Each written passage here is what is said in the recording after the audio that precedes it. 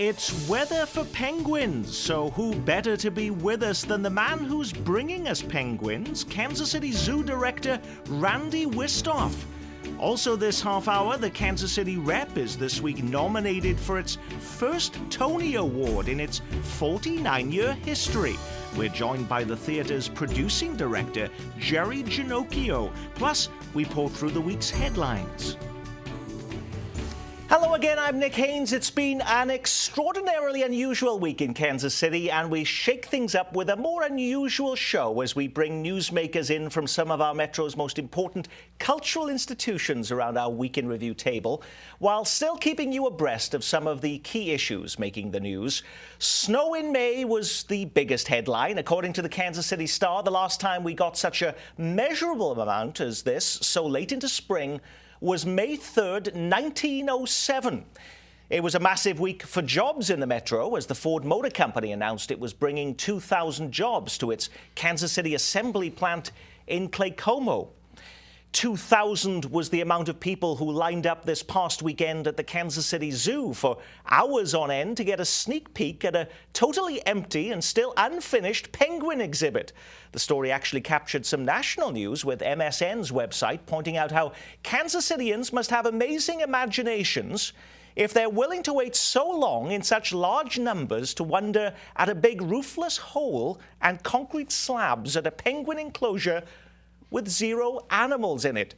Zoo Director Randy Wistoff. It must have made you happy, though, that so many people are willing to be there for something that's not going to open until October. Is that correct? It's going to be October. I think maybe this May snow is fitting to not only for our polar bears, but bringing penguins to Kansas City. It was amazing, the number of people that showed up. The weather was just absolutely terrible. It was rainy and cold and damp and chilly, and we had 2,000 show up early, and we ended up almost 4,500 for the day, Nick. So give us a sense, though, of what people can expect, though, when the penguins do come in October. What is this exhibit going to look like? Well, I think everybody is just enamored with penguins. Everybody loves them, little tuxedoed little creatures. They are so animated. I think they capture everybody's heart. What people are going to see is a very unique exhibit, world class, up by our carousel. It's going to be close to the front gate. It's climate controlled, a lot of fun, restrooms, easy access. But what they're going to see as they approach the building by the carousel is an outdoor exhibit that has some warm weather birds, some temperate birds that are Humboldt penguins. They're going to have indoor-outdoor access, and that sort of sets the stage for the exhibit. Now, I did see that your Director of Living Collections said that this may be the best exhibit in the country. Come on, Randy. He's not biased, Nick, at all. It's really going to be a great exhibit. We tried to do something. Every zoo director tries to do something different as we're designing our exhibits. And penguins need a pool of water and some artificial icebergs. But we've tried to create some viewing opportunities, some distances. Having indoor-outdoor with our warm weather birds, I think, is pretty unique in the way people will be able to see them in the summertime. When it's warm out, they like to be outside. When it's cold out, they like to be inside. You'll be able to see them 362 days a year that we're open. When you go inside, that's really where it's pretty special. We're going to have 3 aquariums inside the building, displaying moon jellyfish, some schooling fish, and a coral reef. Then you see the penguin exhibit itself, and it opens up into 100,000 gallons of chilled water on an iceberg, snowmaking machine, and there'll be an underwater viewing opportunity right in the big rotunda as you enter. But then as you progress through the building to exit, there's different viewpoints that create viewing opportunities that are a little bit underwater and then totally underwater. By the time you leave the building, you're totally submerged looking into the penguin exhibit. And the penguin exhibit will feature overnight sleepovers for families and scouts, wedding dinner receptions, bar mitzvahs, corporate events. And so you can be sleeping with the penguins? Yes, very close. A unique opportunity. We do it with our polar bears now. You can sleep in the polar bear viewing building. So this will be another opportunity to enjoy the zoo all hours of the day, different events, a lot of fun things. Now, you mentioned the polar bears. You're still getting a lot of attention for the polar bears, and that's mainly because you've got a second new polar bear called Berlin, and I believe while this may not be the correct zoological term, they are dating, and the goal is to make more polar bears. Is that correct? Ultimately, yes. Berlin came to us kind of an unusual way that she arrived here in Kansas City, but we were happy to take her in. She's a 23-year-old bear, never had cubs, but there shouldn't be any reason that she can't have. We have our little 7-year-old Nikita, our little rock star, who's never been with a bear other than his mommy. And all of a sudden, he's got a new roommate, a new homie, and they weren't getting along very well. And then she started exhibiting signs of heat, and the dynamics changed. And they did date, and we'll just have to see what happens. We won't know until late fall, early winter, whether we were successful. Now, is that actually a difficult thing to do for polar bears? It is. There are not that many breeding pairs in the country. And I think last year there was only one cub born in the entire United States in zoos. That was at the Buffalo Zoo. So it's rare when it occurs. We want to try and contribute to the polar bear population that's in the United States in zoos, so we can tell the story about conservation and the things that the polar bear is sort of iconic with. And we would just absolutely love to have a couple little furry polar bears run around the zoo. Now, while people come to the zoo for animal antics, there have also been some human antics that have been capturing the headlines too at the zoo. Disturbances, arrests as police call to the zoo. Those were some of the headlines you've also been having to deal with over the last several weeks. This involved the free day at the zoo, one of several you offer every year to residents in Jackson and Clay counties as a thank you for passing a 2011 sales tax to support the attraction. We know how the Country Club Plaza is having to deal with teen troubles. Are you now also having to rethink security at the zoo as a result of some of these incidents? I think the biggest issue, Nick, is the zoo is fairly small. Everybody thinks it's really big, but when we put 25 to 30,000 people in one day, it just seems to sort of burst us at the seams. I think what we're going to go back and do is not do anything to change free day other than maybe have it at a different time, different days, so that we try to attract the number of people that the zoo can adequately handle, which is closer to probably 15,000. So we're going to have to make some adjustments on everything that we do. It's still a learning experience, but we want everybody to be safe, our animals, employees, our visitors, and changing a little bit the way we do business is just part of that. Now, there was some talk at one point I saw online about whether there would even be a free day anymore. You're still going to do those? Yeah, that did not originate at the zoo. We have an obligation to the taxpayers that voted for our zoo tax, and we will honor that commitment. We just want to make it better. It was very successful. The thousands of families that were there just had the time of their lives. There were a lot of people there that had never been to the zoo before, and to see little kids' eyes light up the first time they see the polar bears is worth putting a lot more energy into figuring out how to make it a very successful day. So that's where our energy is now. Now, you came to Kansas City from the Omaha Zoo, and people think, oh, that's a fabulous zoo. When you came here, you wanted to bring penguins. That's now going to happen in October. So when that occurs, what's next for the Kansas City Zoo? Would you have done it all? No.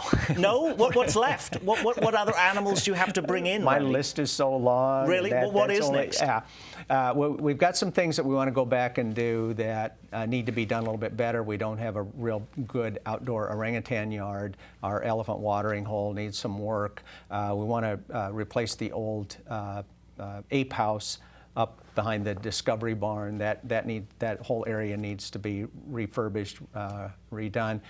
So we've got an exhibit we're going to call Predator Canyon that will occupy that space. We want to bring an indoor-outdoor gorilla facility, a giraffe feeding station, a kids splash zone, and that's just my short abbreviated list. Now, does that take tax money to be able to make happen? That will take a combination of the tax money and private contributions. Our board goal is to raise at least 20%, 25% of each of the capital projects that we undertake, raise private funds to supplement. When we did polling and we're running our campaign on the tax district, one of the questions was, do you want to see the new exhibits that will make this a world-class zoo that we can compete with Omaha and St. Louis? And a resounding yes was the answer by everybody. So building the exhibits and having a zoo that attracts more people. We had an all-time record attendance last year of 825,000 people.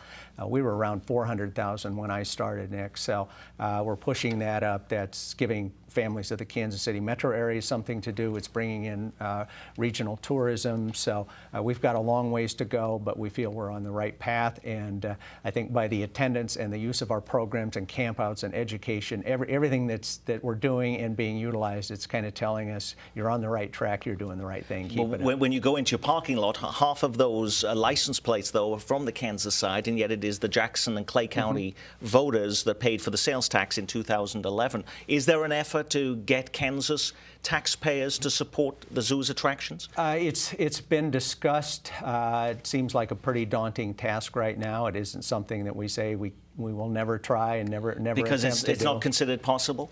I think in these economic times, the current kind of condition of legislatures, timing might not be really right, but we get a lot of comments from Johnson and Wyandotte County residents saying, why don't we get the discounts? Why don't our school kids get to come to the zoo free? Why can't we get in for half price memberships? So the benefits are really what people are noticing and using, and I think someday I hope it happens, because then we'll have a better zoo with more people that can use it.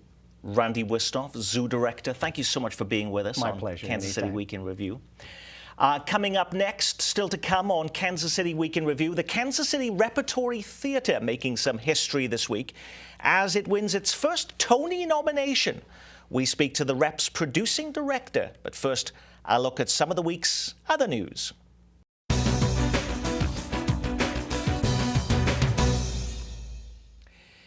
For-profit hospital chain HCA expands its footprint in Kansas City by buying two longtime Catholic hospitals in the metro this week.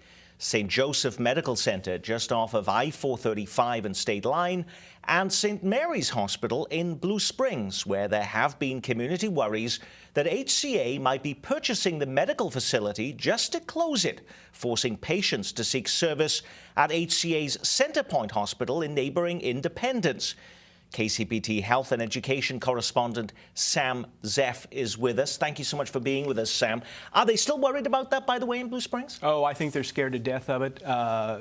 Blue Springs Hospital is really right in the footprint of Centerpoint. Will they close it? I think that's a big question. The mayor and city council have been very worried about it. If they don't close it, they may scale it back. It's sort of a full-scale hospital now. But we won't know until a few years down the road exactly, because usually when HCA comes in, they'll promise to hold on to the properties for some time in the way that they are operating now, and then they'll have some strategy down the road about what to do with this. Now, both of these are Catholic hospitals. It's important that they maintain their Catholic missions. Will they be able to do that under this agreement with HCA? HCA has said yes, it will, but again, we don't know 5 years down the road, 10 years down the road, whether that's going to be the case, but immediately they will.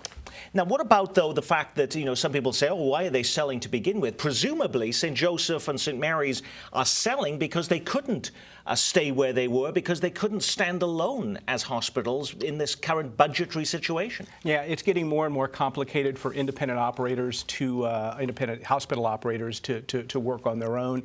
And I think that it has become very difficult as they look down the road to see how they can maintain a viable operation. So they've joined the biggest hospital corporation in America, HCA. And remembering that HCA owns Menorah Medical Center, Overland Park Medical Center, Research Medical Center, among others. Another big headline this week involves another area hospital, North Kansas City Hospital, which you've been reporting a lot on, Sam, and that bill to prevent the hospital from being sold without a public vote lands on Missouri Governor Jay Nixon's desk this week. The city's new mayor also this week, and a majority of the council in North Kansas City say they're opposed to the sale of the hospital after a lengthy ongoing dispute. So, Sam, is this the end of the issue? The last time we're going to be talking about this on our Kansas City Week in Review program? Well, I think we may have one more episode to talk about it when, in fact, the deal is done, but it really looks like they're going to put this thing behind them. Right after we aired our story, there were a lot of moving parts. There was a new mayor, new city council people, there were new members of the Board of Trustees, there was legislation that was being negotiated. A lot lot of that is now consolidated. It's been condensed. The bill is now on Governor Nixon's desk. He hasn't said what he's going to do, but I suspect he'll sign it. And I think everybody just wants to put this ugly episode that's been going on for over a year now behind them. On KCPT's The Local Show, you examined this week one of the fastest growing segments of American education, homeschooling, which is attracting lots of new converts. But as you're about to see, remarkably, there is very little regulation. I'm not a radical extremist homeschooler. I could introduce you to lots of them, lots of my friends, but I'm not. For Amy Burton, homeschooling, she says, is mostly about providing a one-on-one education for her kids. So if Andrew is struggling with multiplication facts, for example, then we're going to sit and we're going to drill multiplication facts, and we're going to get through this one-on-one. Our primary focus was just to instill love in our kids, and you know, to provide a superior education than what we believe they could get elsewhere. Including here in the Raymore Peculiar School District. I teach college survey courses in American history and Western Civ, and I also teach survey courses in American government. Where Amy's husband John teaches college-level high school history.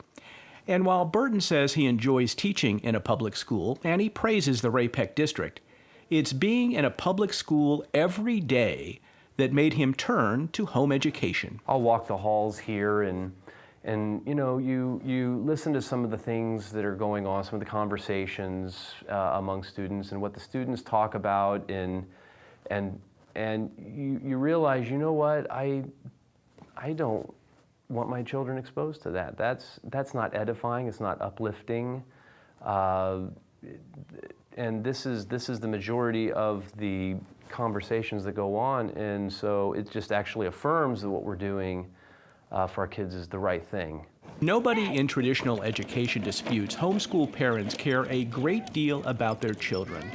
But there's no way to track that in real time with real data. In Missouri, homeschool parents must provide 1,000 hours of instruction during the school year, keep a log to show such instruction happened, and hold on to a sample of the student's work. In Kansas, there are even fewer regulations. The parent must register as a private school, and the student must have 186 days of instruction. Rarely, if ever, does either state check any of this. And you can see Sam's full report on homeschooling during the rebroadcast of The Local Show this Sunday at 5:30. But it is kind of remarkable that no one is paying attention to what homeschoolers are doing, Sam? Well, not in Kansas and Missouri. There are a handful of states, Pennsylvania among them, that require parents to submit their lesson plans and be approved by the local school district. In Kansas and Missouri, it is a very hands-off approach, and that's the way homeschoolers like it. But remember, though, in February of this year, many of our viewers will remember the teenager that was found in a North Kansas City basement handcuffed to a steel pole. And he was taken out of school in September in the North Kansas City School District because his parents allegedly said, I want to homeschool the child. And the school district said, we couldn't do anything about that. If a parent wants to remove a child because they just want to homeschool them, there's nothing, no forms have to be signed. No, you do have to alert the district to that. But once this child is taken out in Missouri, there's really no other contact that the parents have. Some educators lament that. Some school superintendents I talked to. And there's no efforts to try and increase regulation in either Topeka or Jefferson City? No, zero. In fact, homeschoolers, and especially given the makeup of the legislature in Kansas and Missouri, they would be more inclined to back away from the regulations that they now have. But there's certainly no movement to try to impose more regulation in either state. What happens when a child goes to college? What is the verification then of how well that child has been learning if it's all left to the self-monitoring of the parents? Well, one of the things they found out is that parents homeschool parents who send their kids to college are really quite honest on the transcript. And so colleges more and more, and in Missouri, there is a law that says they have to accept the homeschool transcript. But more and more colleges are looking at it and saying, yeah, and kids are coming in, as we said in the report, and doing quite well. Tell me, you found out in the report that while religion is the main reason why still parents are homeschooling, the profile is changing. Yeah, it is. A lot of parents are doing it simply for educational reasons. However, there are parents out there, educators and homeschool parents, are saying, you know what, Sandy Hook, other safety issues may lead parents to take their kids out of public schools and homeschool them simply for security and safety reasons. So that we may see an even burgeoning number of people in the future because of that. Oh, absolutely. Absolutely. Thank you very much, Sam. You can see that full report on the local show, the rebroadcast Sunday at 5:30 right here on KCPT. Sam, thank you. Next, a Tony nomination for the Kansas City Rep, the first time in the theater's 49-year history. You're watching Kansas City Week in Review.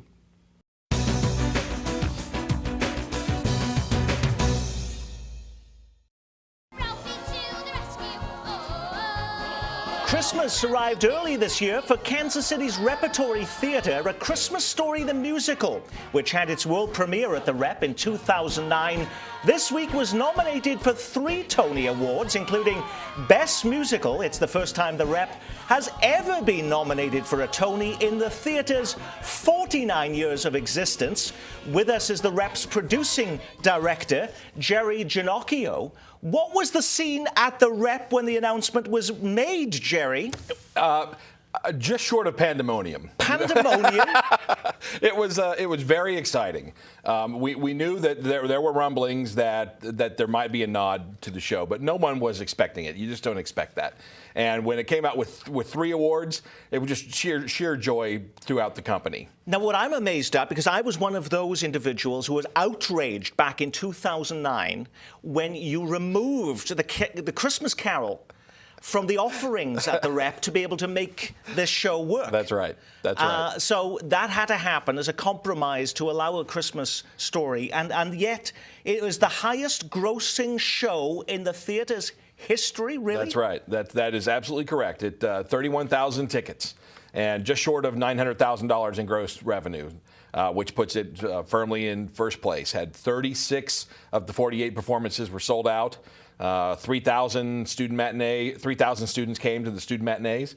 It was just an unbelievable experience, the way that it was received.